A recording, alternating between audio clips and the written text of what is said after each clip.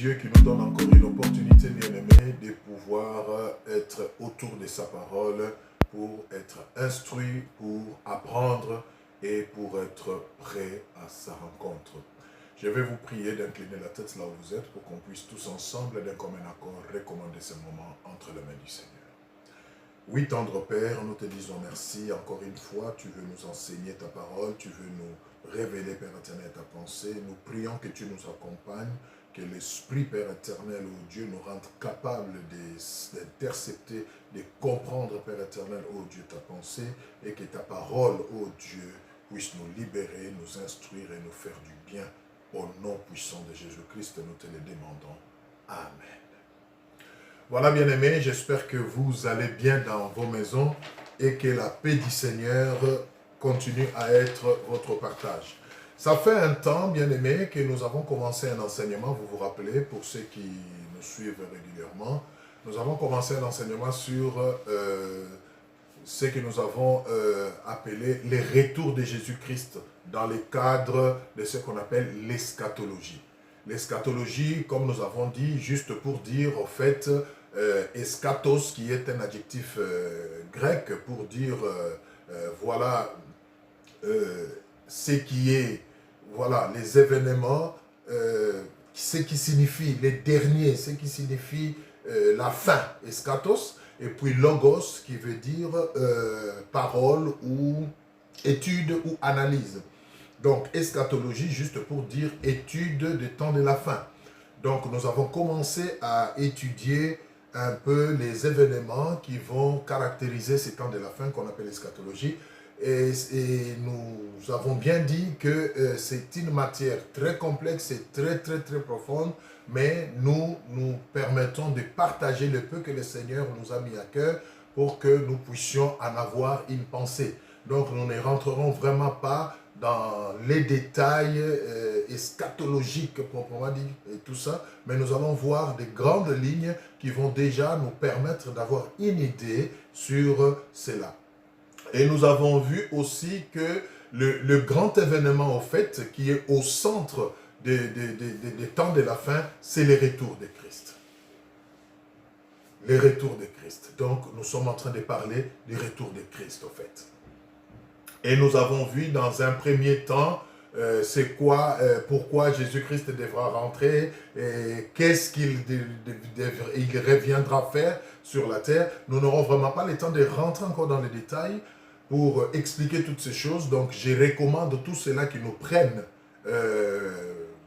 à ces niveaux de se référer à la première partie, la deuxième partie, et la troisième partie qui ont déjà été publiées, vous vous rappelez, où nous avons vu c'est quoi les retours de Christ, qu'est-ce qui va caractériser les retours de Christ, pourquoi Jésus devait revenir, et voilà, dans quelle attitude nous devions attendre son retour, comment nous devions nous préparer par rapport à ce retour, et que nous avons vu finalement dans la dernière partie, la dernière fois, comment ces retours allaient se faire. Nous avons vu que ces retours allaient se faire en deux phases, n'est-ce pas? Et c'est par là que nous voulons continuer aujourd'hui pour voir effectivement entre ces deux phases qui vont caractériser les retours du Seigneur, qu'est-ce qui va se passer par rapport à chacune des phases.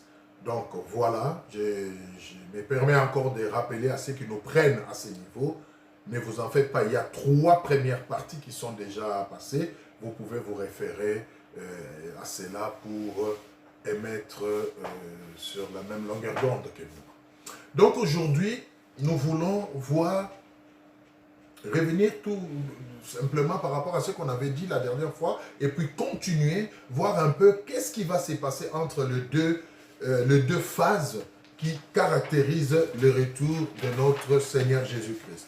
Alors, nous avons vu que le retour de Christ se fera en 2 phases, n'est-ce pas? La première phase qui consistera à ce que le Seigneur puisse revenir dans les airs. Dans la première phase, le Seigneur restera dans les airs. Nous n'allons pas encore rentrer dans les détails pour gagner du temps. Retenons que dans la première phase, le Seigneur restera dans les airs. Et ceux qui l'ont connu comme Seigneur et Sauveur, ceux qui l'ont servi pendant leur vie, vivants ou morts, vont aller à sa rencontre dans les airs. Donc la première phase, c'est passera dans les airs. Le Seigneur Jésus-Christ ne mettra pas ses pieds sur la terre, il restera dans les airs et les morts en lui vont ressusciter pour être enlevés et ceux qui seront encore vivants vont être transformés, changés pour être enlevés. Ça, c'est la première phase que nous avons vue et nous avons vu quelques passages. Référez-vous donc aux séances passées pour voir ces passages. Alors la deuxième partie, la deuxième phase, pardon, c'est celle qui consistera à ce que le Seigneur revienne encore physiquement sur la terre. Ah oui, il va revenir sur la terre et la Bible dit qu'il va apparaître, il va poser ses pieds sur la montagne des Oliviers. Nous avons vu ça dans Zacharie 14, verset 1 à 5. Nous n'allons pas y revenir pour gagner du temps. Donc je vous renvoie encore une fois aux séances passées pour comprendre cela. Alors, aujourd'hui, comme nous l'avions promis la fois dernière, nous voulons voir qu'est-ce qui va se passer entre ces deux phases. La première phase, le Seigneur va rester dans les airs. Oui, pour faire quoi? Qu'est-ce qui va se passer?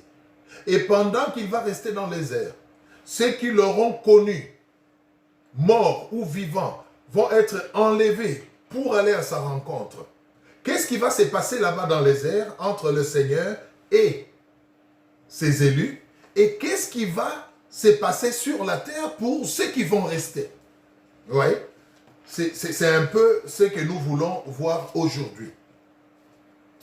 Alors, la première phase donc, le Seigneur Jésus-Christ revient dans les airs et nous, le reste, nous allons être enlevés, nous les vivants, transformés, enlevés à sa rencontre, et les morts en Jésus-Christ, on précise, pas tous les morts en Jésus-Christ vont ressusciter, nous dit la Bible, pour aller à sa rencontre dans les airs. Maintenant, une fois dans les airs, qu'est-ce qui va se passer? Donc, nous voulons aujourd'hui voir ce qui va se passer dans les airs. Et nous avons vu que cela va se passer pendant 7 ans. Pendant 7 ans, Jésus-Christ, dans les airs, avec tous ses élus, vont y rester. Pour faire quoi? C'est ce que nous voulons voir. Et la Bible nous dit qu'il y aura 2 grands événements qui vont caractériser cette première phase dans les airs. Il y aura le tribunal de Christ et il y aura les noces de l'agneau. Le tribunal de Christ et les noces de l'agneau. C'est ce que nous voulons voir aujourd'hui. Nous allons donc aujourd'hui nous occuper de ce qui va se passer dans les airs pendant les 7 ans avec le Seigneur pour les élus. Et nous reviendrons, si le Seigneur le permet, dans une autre partie pour voir, pendant que lui sera dans les airs avec son épouse, avec ses élus, qu'est-ce qui se passera sur la terre. Ça, nous verrons prochainement. Donc, dans les airs, 2 choses. Le tribunal de Christ et les noces de l'agneau. Après l'enlèvement bien-aimé, nous comparaîtrons devant le tribunal de Christ, afin que chacun reçoive selon les biens ou le mal qu'il aura fait étant dans son corps. C'est très important.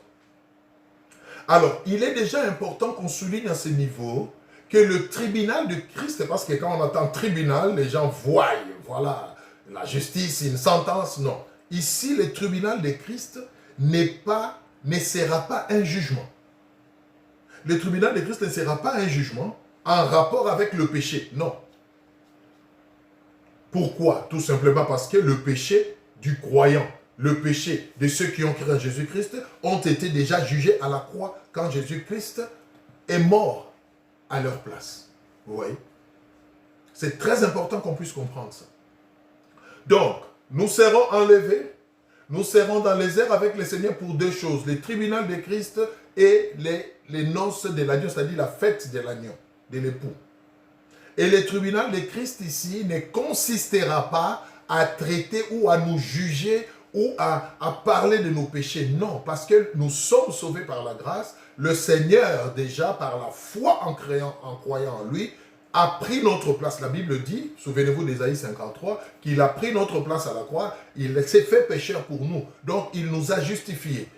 Grâce à cette position de sainteté que nous avons par la foi en Jésus-Christ, nous ne serons pas jugés, mais nous serons devant un tribunal. Alors, ce tribunal-là va consister justement, pas à traiter nos péchés ou à nous juger, mais à récompenser chacun de nous, chacun des élus, chacun de ceux-là qui auront marché avec Jésus-Christ par rapport aux œuvres qu'ils auront faites sur la terre ou accomplies sur la terre de leur vivant pour la gloire de Dieu. Très important. Donc, le tribunal concerne les récompenses, n'est-ce pas, appropriées pour le service accompli selon les occasions et les capacités reçues pendant la vie sur terre. Ça, c'est la première chose qui va se passer quand nous serons enlevés dans les airs. Nous allons prendre quelques passages pour bien illustrer cela. Nous prenons donc 2 Corinthiens 5 et nous allons lire le verset 10. 2 Corinthiens 5, prenons la Bible, bien-aimés. Je profite pour ouvrir une parenthèse ici. Nous devons, bien-aimés, de temps en temps rentrer à nos anciennes habitudes. Lire la Bible physique, la Bible papier. C'est important parce qu'avec la technologie, nous avons tendance à nous fier aux iPads, tablettes et autres et tout, et nous oublions que ça, c'est de l'informatique. Un jour, ça peut bégayer, ça peut disparaître. Et nous devons donc garder ces bonnes habitudes de toujours, de temps en temps, lire notre Bible. Et ne perdons pas cette habitude et gardez bien nos Bibles parce que l'ennemi peut passer par là si déjà il ne passe pas pour faire disparaître la Bible papier. Donc, nous devons veiller sur ça. 2 Corinthiens 5, le verset 10.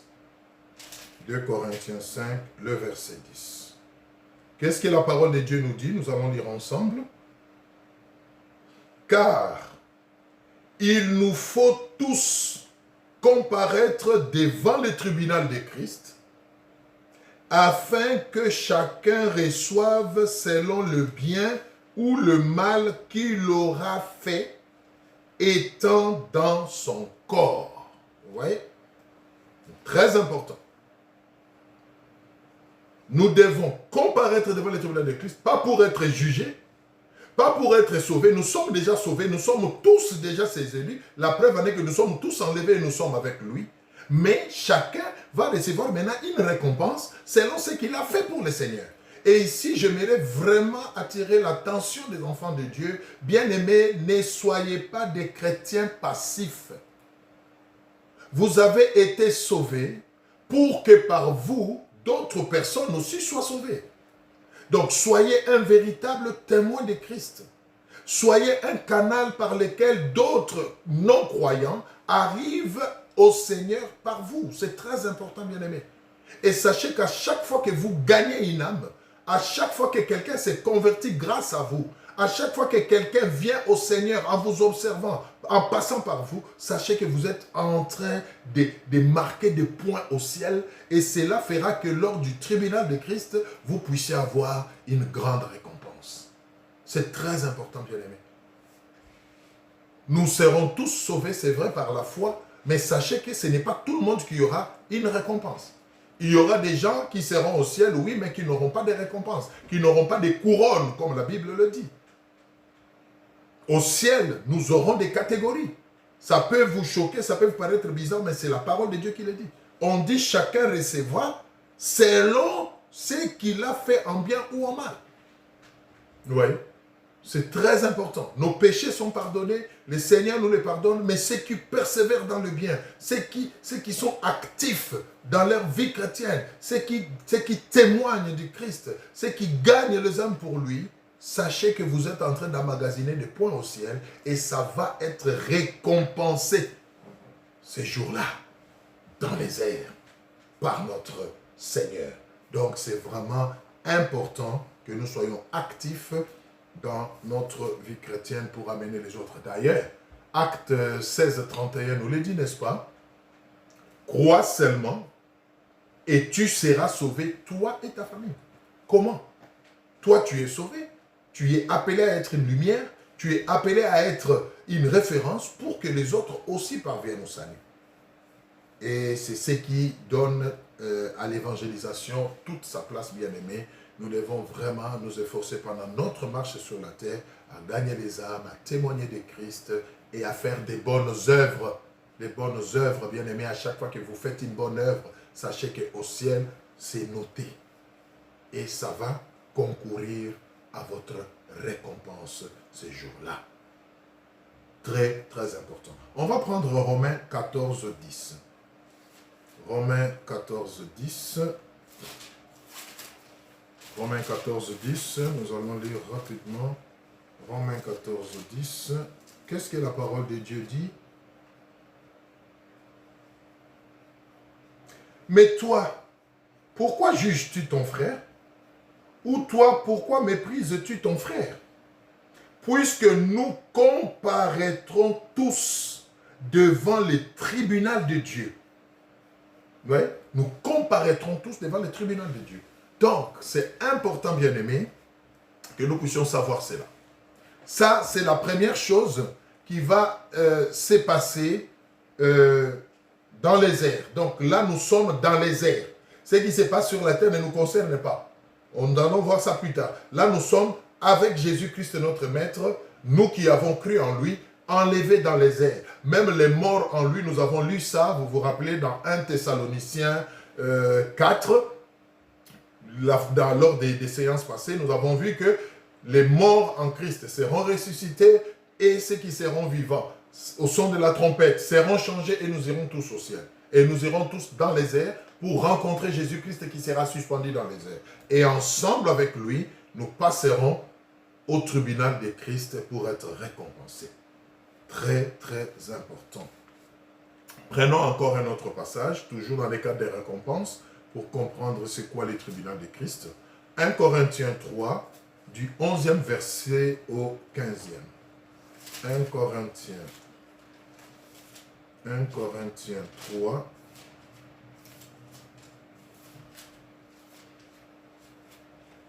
Corinthiens 3, du 11e verset au 15e.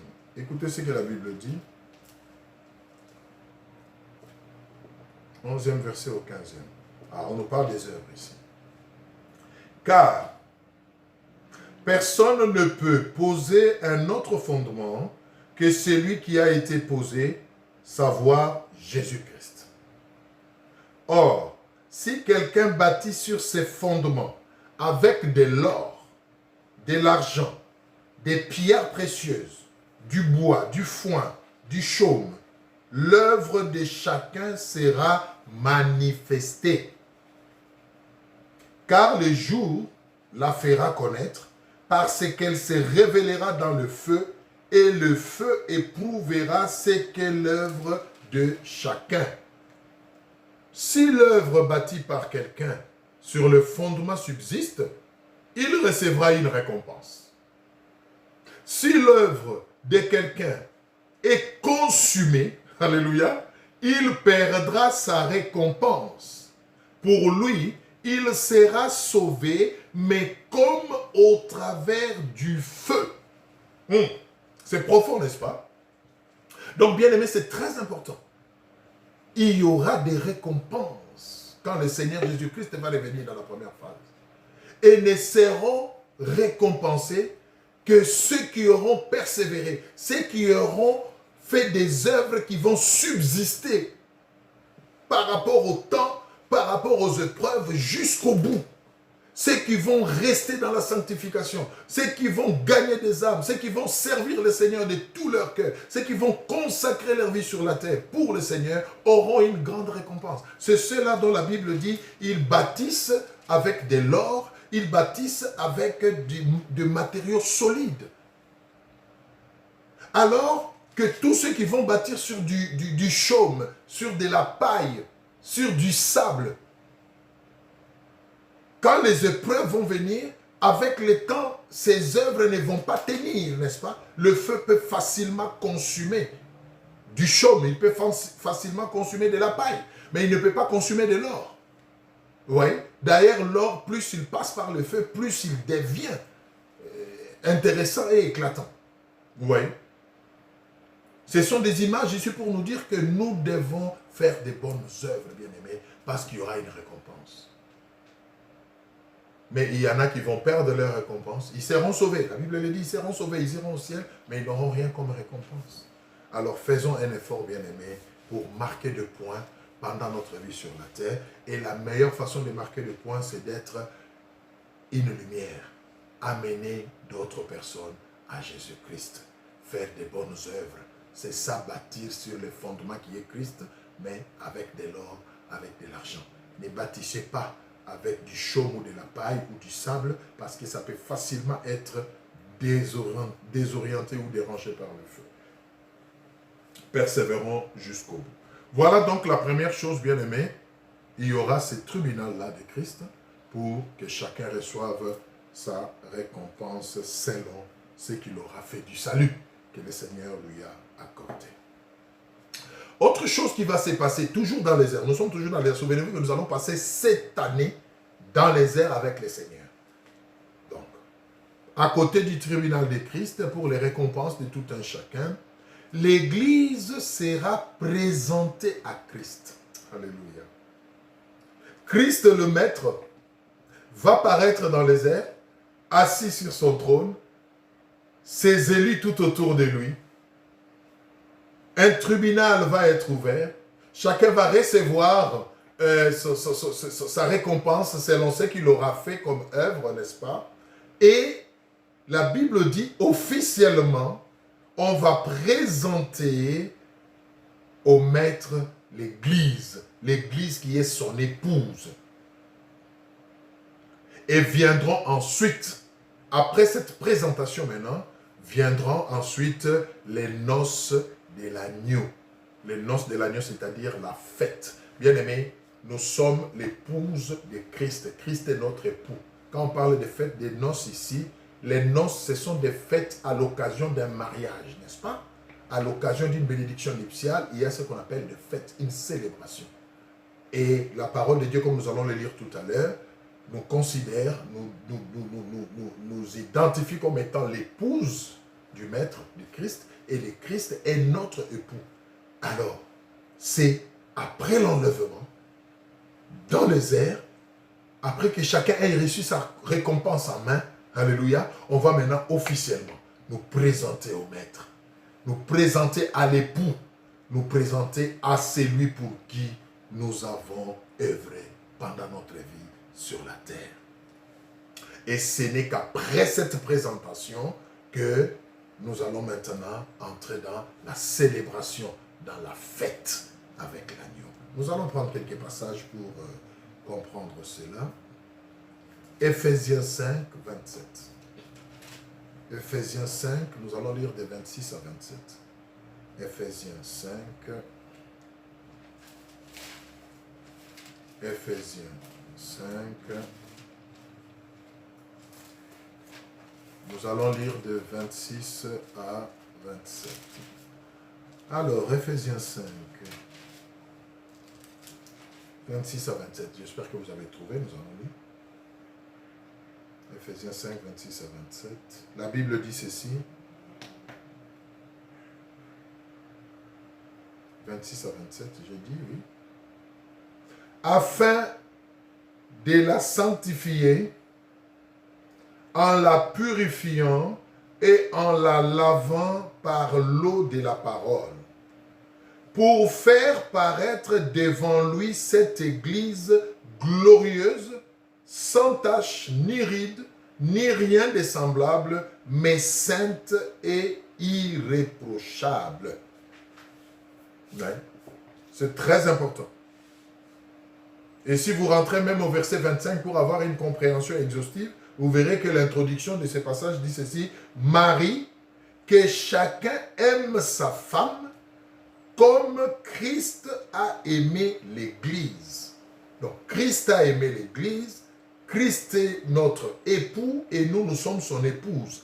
Et quand il nous a aimés, au nom de cet amour, qu'est-ce qu'il a fait? Il s'est livré lui-même pour l'Église afin de la sanctifier en la purifiant et en la lavant par l'eau de la parole pour faire paraître devant lui cette Église glorieuse, sans tache, ni ride, ni rien de semblable, mais sainte et irréprochable.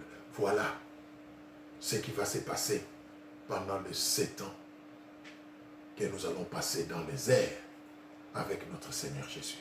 Et quand on aura présenté cette Église, cette épouse, sans tache, ni ride, irréprochable devant le Seigneur, et chacun aura reçu sa récompense en main, bien-aimé après les tribunaux de Christ, alors nous entrerons dans une célébration, la fête. Oh bien-aimé, je rêve de ces jours et je prie que le Seigneur me fasse la grâce de ne pas rater cette fête.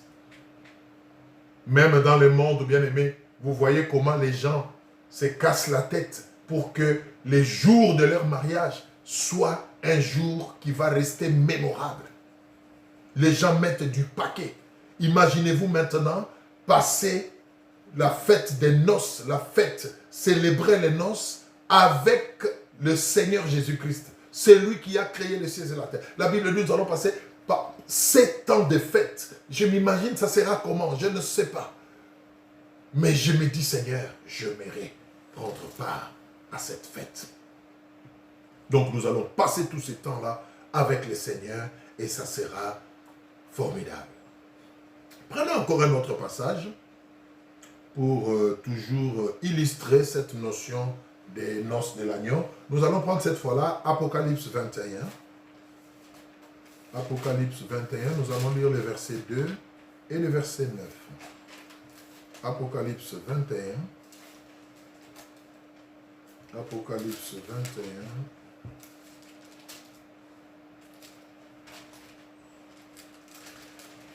Apocalypse 21, nous lisons les versets 2 et 9.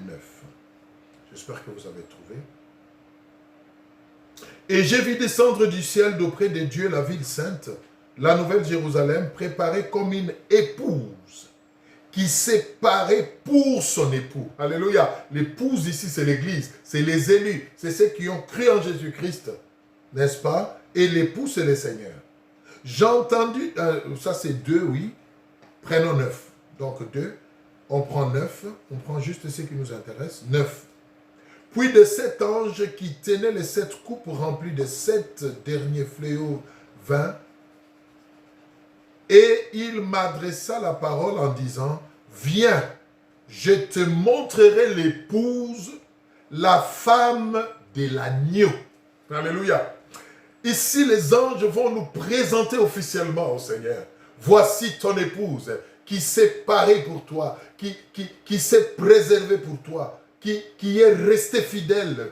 On va faire une présentation officielle. Et l'époux, Jésus-Christ, l'agneau, sera là pour nous accueillir dans son sein comme épouse. Et quand il va nous accueillir dans son sein, chacun aura déjà reçu sa récompense. Et nous tous, la Bible dit, ensemble avec lui, nous allons entrer dans une célébration, dans une fête. Une fête, bien-aimée. J'ai entendu les gens dire qu'ils ont eu des fêtes. Mais écoutez, une fête de 7 ans. Je m'imagine ça sera comme dans les airs, suspendu dans les airs, avec le Seigneur pendant 7 ans. Non, bien-aimé, il faut faire un effort pour prendre part à cette fête-là. Alors, nous allons prendre notre passage aussi, toujours pour vraiment comprendre tout cela. Apocalypse 19. Apocalypse 19. Apocalypse 19, nous allons prendre le verset 7. Apocalypse 19. Le verset 7 et 9. Écoutez. Réjouissons-nous, soyons dans l'allégresse et donnons-lui gloire, car les noces de l'agneau sont venues. Son épouse s'est préparée. Alléluia. Et il lui a été donné de se revêtir d'un fin lin éclatant pur, car le fin lin, ce sont les œuvres justes de saints. L'ange me dit, écris, heureux ceux qui sont appelés au festin des noces de l'agneau. Alléluia. Oui, il me dit ces paroles sont les véritables paroles de Dieu. Voilà. Bien aimé, donc, il y a cette notion de noces. Il y a ce festin qui va se passer dans les airs avec le Seigneur. Mais si vous avez très bien suivi, vous aurez remarqué la particularité de cela. Et la particularité, c'est quoi? C'est que la Bible dit, seuls ceux qui auront cru en Jésus-Christ vont bénéficier de ces choses. Et là, j'aimerais qu'on puisse un peu s'arrêter, bien-aimés, et ouvrir une parenthèse. La bonne nouvelle, c'est que c'est encore possible qu'on puisse être candidat aux noces de l'agneau. La bonne nouvelle, c'est que le temps de la grâce court encore. C'est important, bien-aimé. C'est que c'est encore possible, bien-aimé, que vous puissiez espérer, vous aussi, être enlevé ces jours-là, vivant ou mort, enlevé ces jours-là pour rencontrer le Seigneur dans les airs. C'est possible. C'est possible, bien-aimé, que vous aussi, ces jours-là, lors du tribunal de Christ, qui va consister à donner les récompenses à chacun selon ses œuvres, que vous aussi, vous puissiez prétendre à recevoir votre couronne.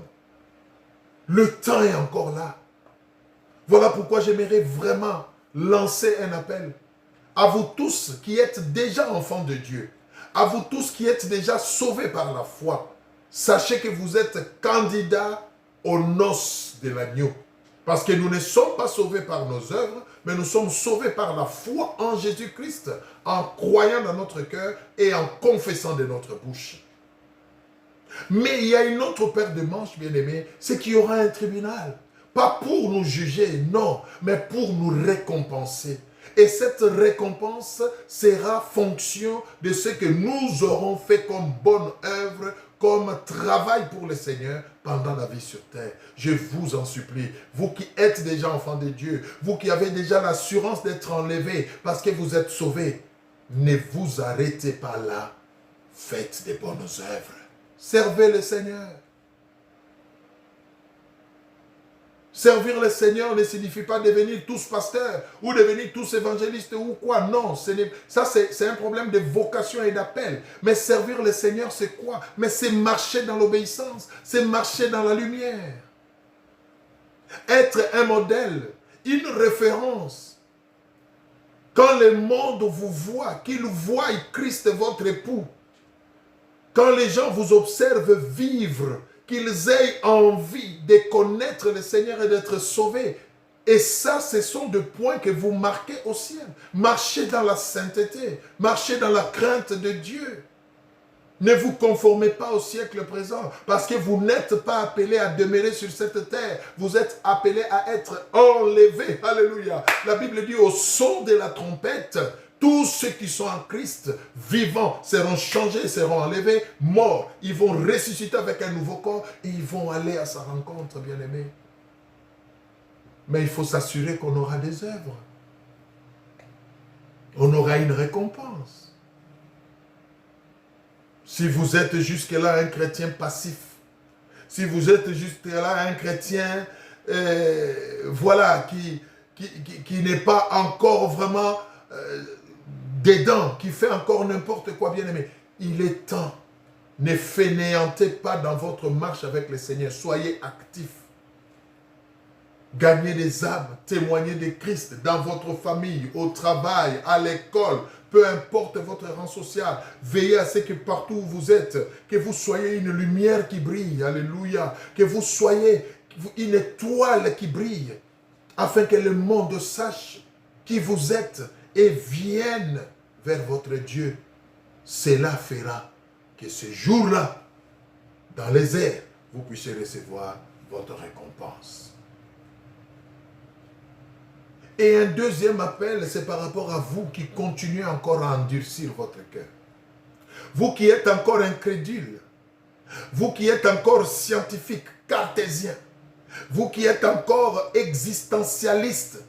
C'est-à-dire, c'est ce qui existe, c'est ce que je vois, c'est ce qui existe. Ce que je ne vois pas, ça n'existe pas. Il y a des hommes qui sont tellement réalistes que les choses de Dieu pourraient, c'est une folie. Les choses de Dieu pourraient, c'est une légende, c'est de n'importe quoi. Bien-aimé, ce n'est pas de n'importe quoi. Il est temps que vous puissiez venir au Seigneur. Ce monde va à sa fin, court à sa fin. Bientôt, tout ce que vous voyez là va passer. Venez à Jésus. Au moins vous aurez cette espérance d'être enlevé et de participer aux noces de l'agneau. Venez à Jésus, bien-aimé. Donnez-lui votre cœur, donnez-lui votre vie. Il n'y a pas de conditions. Il n'y a pas de conditions, bien-aimé. Il n'y a pas de CV à donner, il n'y a pas de profil tel que vous êtes.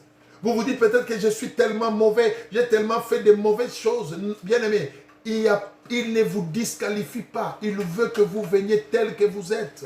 Le reste, lui, va s'en occuper. Vous faites le premier pas. Il est le Dieu qui pardonne le péché. Il est le Dieu qui relève, qui lave et qui donne une nouvelle chance. Bien-aimé, la grâce est encore là. Venez. L'enlèvement, c'est pour bientôt. Mais vous pouvez encore, vous aussi, espérer être enlevé si vous donnez votre vie à Jésus-Christ. C'est très important. C'est très important, bien-aimé. Nous allons donc terminer cette partie, cette quatrième partie de notre enseignement aujourd'hui. Et souvenez-vous donc, aujourd'hui, nous avons voulu juste parler de la première phase du retour de Christ qui va consister à ce que le Seigneur s'arrête dans les airs et que le mort en Jésus, je dis bien en Jésus-Christ, ressuscite. Et que ceux qui seront vivants soient changés et qu'ensemble ils puissent monter à sa rencontre. Et nous venons de voir que là-bas dans les airs, pendant 7 ans, il y aura 2 grands événements. Il y aura 3 grandes choses. Premièrement, il y aura le tribunal de Christ. C'est que ça ne sera pas pour être jugé, mais pour recevoir des récompenses. Enfin, deuxièmement, on va nous présenter officiellement à notre époux, à notre Seigneur que nous aurons servi. C'est Dieu-là en qui nous avons cru par la foi, sans le voir. C'est Dieu-là pour qui nous avons enduré certaines persécutions sans le voir. Mais ce jour-là, on va nous le présenter physiquement. Il sera là, on va le voir tel qu'il est. Oh bien-aimé, vous allez voir Jésus-Christ comme ça, ce jour-là. Et après cette présentation, nous allons passer à la célébration, ce que la Bible appelle les noces de l'agneau. Ça sera une grande fête dans les airs pendant 7 ans. Voilà la première phase du retour du Christ. Comment ça va se passer? La prochaine fois, nous allons voir maintenant. Pendant que les élus seront pendant 7 ans dans les airs avec leur maître, qu'est-ce qui va se passer sur la terre pour ceux qui vont rester? Qu'est-ce qui va se passer? Comment les choses vont se dérouler pendant que nous sommes en train de fêter dans les airs avec notre époux? Et ceux qui vont rester, ceux qui ne seront pas enlevés, que deviendra le monde? Qu'est-ce qui va se passer? Voilà la matière que nous verrons lors de notre prochaine séance. Nous allons nous arrêter par là pour aujourd'hui, mais j'aimerais vraiment qu'on puisse terminer ce moment dans la prière. Et j'aimerais qu'on puisse prier en 2 temps. Le premier temps, pour vous qui n'avez pas encore accepté Jésus-Christ comme Seigneur et Sauveur. Toutes ces choses que nous sommes en train de dire, bien aimés, ne vous concernent pas. Parce que vous n'êtes pas encore enfant de la maison. Vous n'êtes pas encore enfant de Dieu. Oh, je sais que ça fait mal, ça peut vous choquer. J'ai déjà dit ça une fois quelque part. J'ai dit, nous ne sommes pas tous enfants de Dieu. Quelqu'un m'a repris, dit, mais qu'est-ce que tu crois? Nous tous, nous avons été créés par Dieu. Donc, nous sommes ses enfants. Moi, j'ai dit, non, C'est justement là la confusion. Nous avons tous été créés par Dieu. Nous sommes tous les créatures de Dieu, mais nous ne sommes pas tous ses enfants. Né enfant de Dieu, que c'est lui qui a accepté Jésus-Christ comme Seigneur et Sauveur dans sa vie. Jean 1, 12 à 13. À tous ceux qui l'ont reçu, il a donné le pouvoir de devenir enfants de Dieu. Ah, vous devez les recevoir.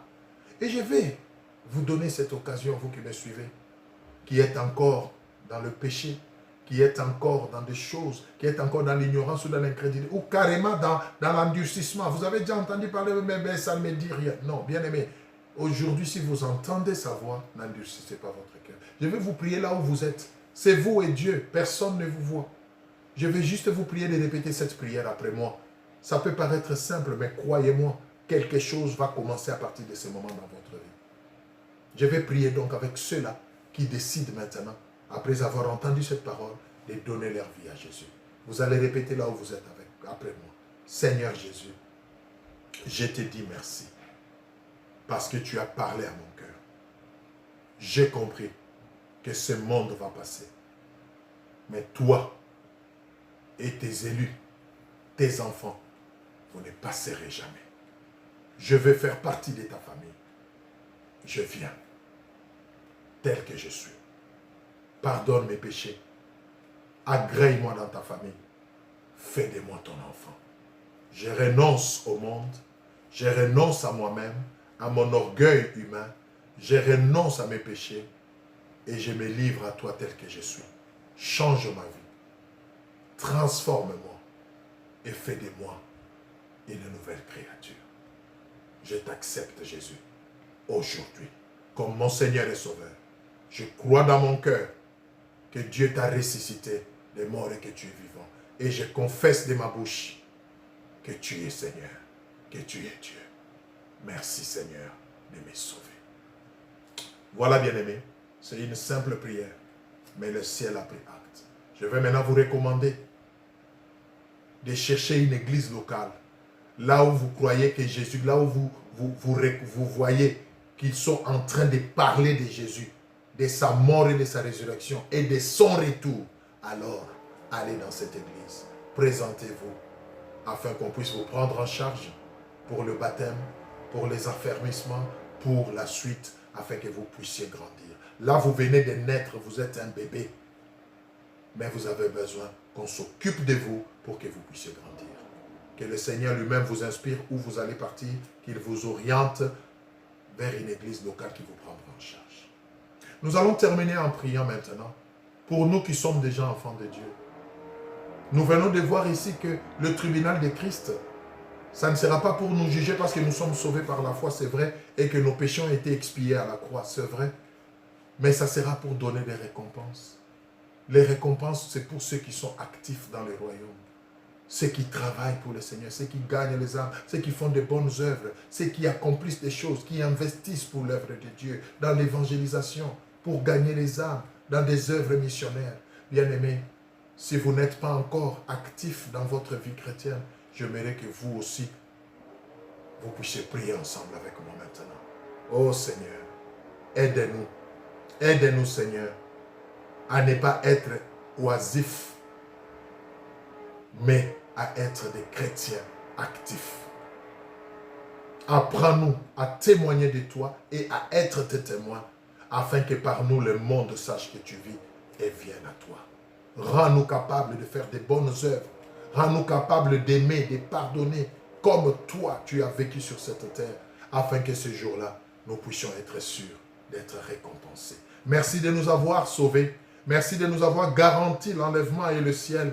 Maintenant, aide-nous, Seigneur, à être actifs pour mériter aussi des récompenses au ciel. Au nom de Jésus. Amen. Voilà, bien-aimés, je vous dis merci pour votre temps et je bénis le Seigneur. Et si Jésus-Christ ne revient pas bientôt, donc nous nous retrouvons la prochaine fois pour la 5e partie de cet enseignement, bien-aimé. Et cette fois-là, nous verrons maintenant, pendant les 7 ans où le Seigneur sera dans les noces avec ses élus, sur la terre, qu'est-ce qui va se passer? Mais je vous donne déjà un avant-goût, bien-aimé, ça ne sera pas intéressant ce qui va se passer sur la terre pendant que nous serons avec notre Maître au ciel. Nous nous disons donc à la prochaine fois pour la deuxième phase du retour de Jésus-Christ. Que le Seigneur